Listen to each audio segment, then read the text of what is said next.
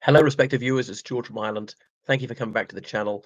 Please like the video at the end if you appreciate it, and indeed subscribe on Patreon, donate PayPal, georgecallahan79@gmail.com. So there's been much speculation that Reform United Kingdom and the Conservative Unionist Party will either form an electoral pact or actually merge. Is this going to happen? Short answer, I don't think so. What would happen if it transpired? Well, these are two different things, being a complete amalgamation or indeed just some sort of electoral pact. And obviously, Nigel Farage is the leader of Reform UK. He's been perhaps the most famous face of the Eurosceptic movement in the United Kingdom for 3 decades now, and he's had the inestimable pleasure of meeting me on a few occasions.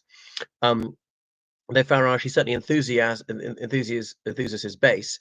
He's toxic to over 50% of the UK population.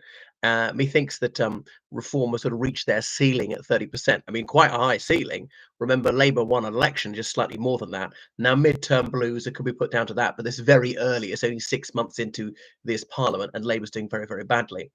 Incidentally, what I think will happen next time is Labour narrowly win with a small majority, say 20 seats.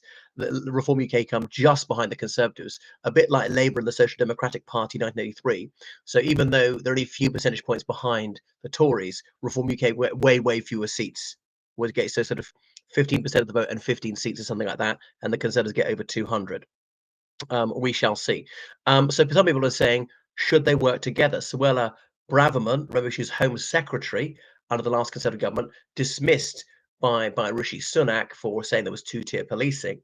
And she points out, if you take the Conservative vote share, 24%, with the Reform UK vote share of 14%, that's 38%. You can win with that amount. Look, that's more than Labour got. Labour got 34%. Cameron won with 35%. Blair won a clear majority with 35%, and all the rest of it. But this fails to take account of a number of factors. Yes, it's true. About 50% of people who voted Reform United Kingdom last time voted Conservative in 2019, but that's partly because of Brexit. The Conservatives had a crystal clear, simple policy: withdraw from the European Union, right? And so that's why they won over a lot of Eurosceptic voters who would otherwise vote Labour, Liberal Democrat, not at all, or whatever, or indeed for the Brexit Party. Remember, the Brexit Party was made by those who decamped from the UK Independence Party, which Farage was in for like over 20 years. UKIP still exists, but is absolutely minuscule. Would they put the two together and call themselves Reform Conservative, something like this? I don't think so, because the other half of Reform UK will never vote Conservative. They didn't vote Conservative even in the Tories' best result for 40 years. So they would otherwise vote Labour, Liberal Democrat, not vote at all, and so on. They're particularly older, less educated, white working class people in Eastern England, in rural and suburban areas. So dying off, I mean, not fast, but their average age of their voters quite high. And their turnout would usually be quite low. So they've managed to get through to people who don't normally vote. How much they can sustain this? I doubt they can keep their bandwagon going for a decade. But they're not to be sneezed at. Still a significant force. Will get in the dozens of council seats this forthcoming local elections if they're not delayed this coming May, as it looks like they will be. Anyway, I don't think it would work, because it would cause some people to quit the Conservatives. You got to look at the floating voters. That's about 30% of people who've got no fixed allegiance, who vote Labour, Conservative, Liberal Democrat, Green, not vote at all, Labour, then Conservative, then Lib Dem, then SNP, or whatever. And because there's so many, 30%, that's why there's such volatility, and minor parties can do quite well. So you go back to, say, the 60s and 70s, the floating voters were only about 10% of the electorate, which is why there's several elections where the result was very close.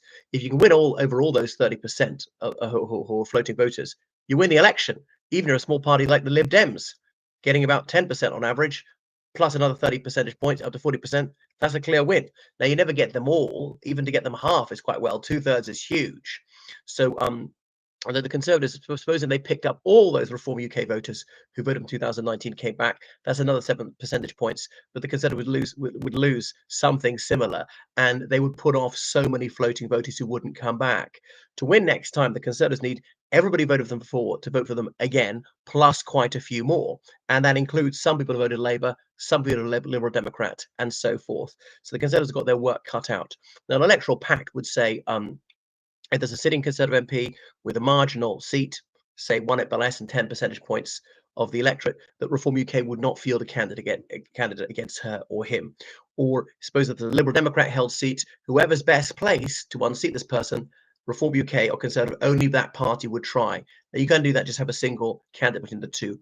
Or you have paper candidates and make no effort. But that largely happens anyway. I spoke to a Conservative candidate who stood in 2017 in a safe Labour seat.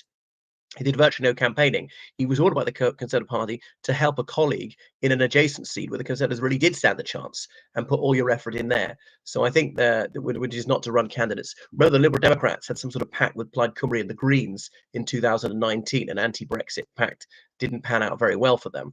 So yeah, a lot of Tory grandees would be aghast at this. Farage has said he wants to annihilate the Conservative Party. Some people think he wants to take it over. He's too Trumpist. I remember Trump nauseates a lot of people. Only 20% of people in the United Kingdom are pro-Trump. You know, he's not even very popular in the Conservative Party. Okay, they cheer him to the echo in Reform UK. So I don't see a merger happening. Or an electoral pact, probably not officially. There would be a move against Kemi Badenoch's leadership. She did. It would be a big admission of failure, that they can't win without them coming back.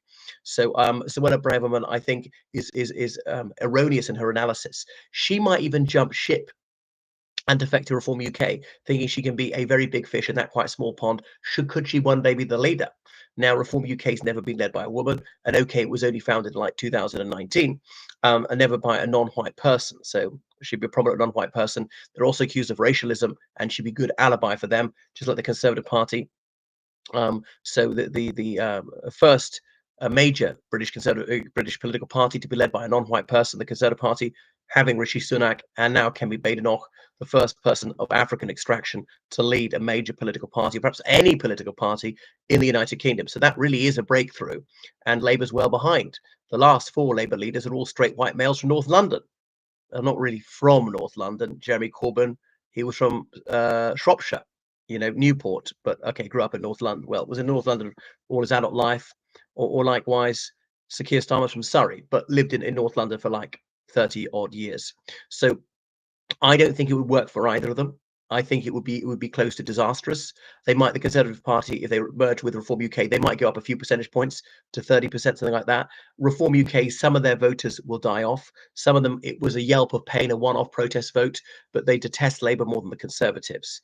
So some of them will say, we'll never go back to the Conservatives because, you know, they've let us down, they've broken all their promises. As Farage said, it was the fifth manifesto in a row in which the Conservatives vowed to cut immigration. They've increased it every single time, increased it enormously last time. Thank you for watching the channel, everybody. Goodbye.